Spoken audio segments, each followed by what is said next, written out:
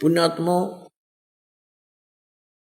परमात्मा ने जो 600 वर्ष पहले ज्ञान दिया था, आज वही ज्ञान हमारे सदग्रंथों में विद्यमान है। तो भगवान कौन है? Kabir is God, Kabir is God. उस परमात्मा को जिसको ये निरक्षर बतावे थे, ये अक्षर नहीं जानता, शिक्षा नहीं जानता, ये क्या जाने वेदों के बारे में। 600 वर्ष पहले मालिक ने बोला था, इन पुराणों ने स्पष्ट कर दिया, और परमात्मा ने ये भी कंसेप्ट क्लियर कर दिया था, धर्मदास ये वेद किताब झूठे नहीं है, पुराण झूठी नहीं है। झूठे तो ये हैं जो इनको समझ ना रहे, बकवाद गढ़ने लग रहे, अज्ञानी है सारे, काल ने इनकी बुद्धि बांध रखी है, रोज पढ़ने समझ में आती नहीं। ये तो परमात्मा ने दया करी पुण्यात्माओं अपने पे है, और ये अनमोल रत्न अपने हाथ लग गया। गरीब की इसने छोड़ रहे हम, ये तो मुश्किल तो दाव लगे है। श्रीमद् भगवत गीता अध्याय नंबर 8 के श्लोक नंबर 13 में गीता ज्ञानदाता कहता है कि ओम इति एकाक्षरम ब्रह्म व्यवहारन मामनुसमरण ये प्रयाति तजंदेहम स याति परमाम गतिम।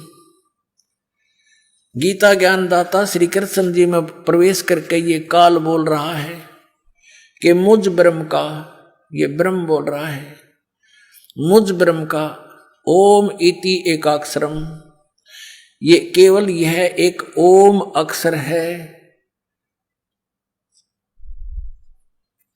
व्यवहारण माने उच्चारण करके, अनुसमरण माने समरण करण का, और ये प्रयाति तजंदेहम जो ओम नाम का जाप करता हुआ शरीर त्याग कर जाता है, सयाति परमाम गतिम, वह परम गति को प्राप्त होता है। पुण्यात्माओं, अब परमात्मा कौन है? कबीर। और कबीर कौन है? वो परम पूज्य परमात्मा जो जुलाहा दान की भूमिका करके 120 वर्ष तक इस पृथ्वी पर रहे और काशी के अंदर प्रगट रहे, सहशरीर आए थे, सहशरीर चले गए थे। अब आपको थोड़ी झलक दिखाता हूं, ये देखिएगा, श्रीमद् भगवत गीता, जयदयाल गोविंद का इसके अनुवादक है और गीता प्रेस गोरखपुर से प्रकाशित है, 8वां अध्याय। ये श्लोक नंबर 13, ओम इति एकाक्षरम ब्रह्म व्यवहारन माम अनुसमरण ये प्रयाति तजंदेहम स याति परमाम गतिम। माम ब्रह्म, मुझ ब्रह्म का, ओम इति एकाक्षरम, ओम यह एक अक्षर है, माम ब्रह्म का, व्यवहारन यानी उच्चारण करके, अनुसमन समन करता हुआ, यह प्रयाति तजंदेहम जो शरीर त्याग कर जाता हुआ, इसका सेवन करता हुआ और जाता है, सयाति परमाम गतिम, वो परम गति को प्राप्त होता। कौन सी परम गति से? ओम नाम के जाप से जो लाभ होना है वो क्या है? ब्रह्म गति, वो ब्रह्मलोक प्राप्ति है। और ब्रह्मलोक में गए हुए प्राणी भी जन्म मृत्यु में रहते हैं। ये देखिएगा 8वें अध्याय का, ब्रह्मलोक में गए हुए प्राणी भी पुनर्वृत्ति में है। यह लिखा है कि अर्जुन ब्रह्मलोक पर्यंत, यानी ब्रह्मलोक में गए हुए सब तक, ये ब्रह्मलोक तक सभी लोग पुनरावृत्ति में है। वहां गए, इन पुनरावृत्ति का ये शटार लगा के उन्होंने नीचे विवेचन किया है, अर्थात जिनको प्राप्त होकर पीछे संसार में आना पड़े ऐसे।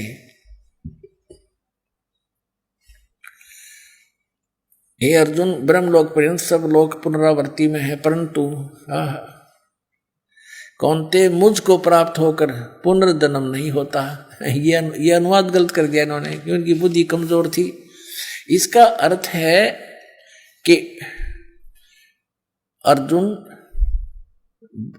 ब्रह्मलोक तक सभी लोग पुनरावृत्ति में है, वहां गए प्राणी भी वापस आते हैं, जन्म मृत्यु में आते हैं। और न विद्यते, विद्य माने जानना भी होता है। इस अक्षर का एक ही अर्थ नहीं होता विद्य, विद्य धातु है, विद्या जानना। जो ये नहीं जानते तो मुझे माम उपेत तू, मुझे प्राप्त होकर भी हे अर्जुन कुंती पुत्र उनका पुनर्जन्म होता है। यदि हम इसका ये इन वाला अर्थ करें तो फिर देखिएगा पुण्यात्मा, अध्याय नंबर 4 के और श्लोक नंबर 5 और 9 में, गीता अध्याय नंबर 2 के श्लोक नंबर 12 में और अध्याय नंबर 10 के श्लोक नंबर 2 में स्पष्ट क्या कि अर्जुन तेरे और मेरे बहुत जन्म हो चुके, तू नहीं जानता मैं जानता हूं। तो फिर ये कहना कि मुझे प्राप्त होकर उनकी जन्म मृत्यु नहीं होती, ये अनुवाद गलत है। ये देखिएगा अध्याय नंबर 4 का और श्लोक नंबर ये 5 है, यहां से शुरू होता है। बहुनानी यहां से पढ़ेंगे। हे प्रणतम अर्जुन, मेरे और तेरे बहुत से जन्म हो चुके हैं, उन सबको तू नहीं जानता मैं जानता हूं। सीधा हो गया कि मेरे और तेरे बहुत से जन्म हो चुके हैं, इसका मतलब ये नासवान है। फिर 9 में यही 8वें अध्याय का 9वां श्लोक यहाँ पर है। अर्जुन मेरे जन्म और कर्म दिव्य अर्थात निर्मल और अलौकिक है, दिव्य है अलौकिक है। इस प्रकार जो मनुष्य तत्व से जानता है, जानने वाला शरीर को त्याग कर फिर जन्म को नहीं प्राप्त होता, किंतु मुझे ही प्राप्त होता है। अब यहाँ भी इन्होंने अपने हिसाब से बताया कि उनका पुनर्जन्म होता है। अब यहाँ स्पष्ट कह रहा है कि मेरे और तेरे बहुत जन्म हो चुके हैं, तो नहीं जानता, मेरे जन्म और कर्म दिव्य हैं। और दूसरे अध्याय के 12वें श्लोक में ये देखिएगा, अध्याय नंबर 2 का और श्लोक नंबर 12, न तो ऐसा ही है कि मैं किसी काल में नहीं था अथवा तू नहीं था अथवा ये राजा लोग नहीं थे जो सेना सामने खड़ी है, और न ही ऐसा ही है कि इससे आगे हम सब नहीं रहेंगे। कहने का भाव यह है कि तू ये ना सोचे कि अर्जुन तू और मैं अभी वर्तमान में ही जन्मे हैं, हम और ये सामने सैनिक ये राजा लोग पहले भी थे और आगे भी जन्म होगा। इसे सिद्ध हो गया कि गीता ज्ञानदाता की जन्म मृत्यु होती है, स्वयं स्वीकारा है। और ये दूसरे अध्याय के 17वें श्लोक में कह रहा है कि अविनाशी तो उसको जान, खुद कह रहा है गीता ज्ञानदाता, और ये ब्रह्म बोल रहा है, ये भी कंसेप्ट क्लियर हो गया। नाश रहित यानी अविनाशी तो उसको जान जिससे ये संपूर्ण जगत दृश्य वर्ग व्याप्त है, यानी जिसने सारे ब्रह्मांडों की रचना की है, और इस अविनाशी का विनाश करने में कोई भी समर्थ नहीं है। यानी गीता ज्ञानदाता से कोई अन्य है नाश रहित अविनाशी।